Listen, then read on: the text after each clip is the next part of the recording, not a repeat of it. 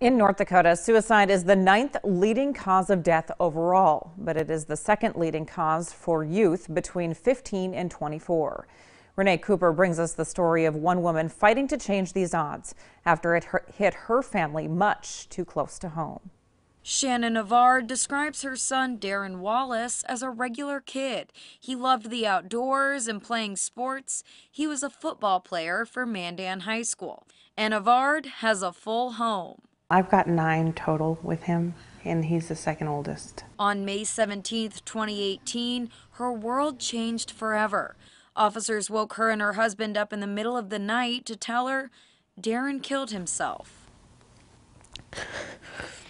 And they wouldn't tell me the details right away. All they kept saying is, "We don't know. We were just sent here to tell you the news." Darren was 17 years old.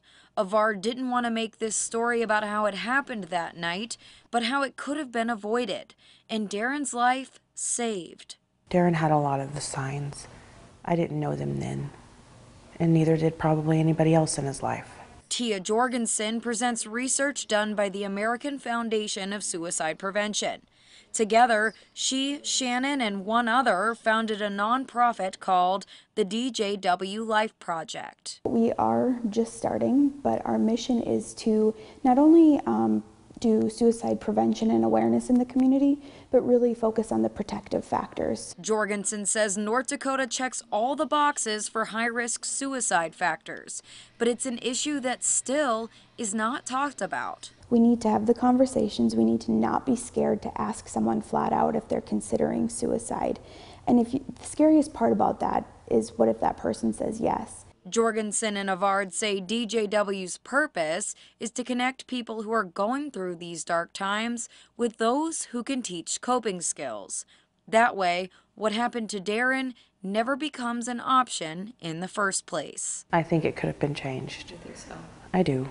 Just because I know him, I know his life. So I think it could have been changed. Renee Cooper, KX News. If you'd like to help the DJW's Project Cause, we'll post their email and a link to their website on our KX News website, kxnet.com. They also travel to classrooms and give school presentations to share more on suicide prevention. Keep it here. When we come back, you can start a petition for just about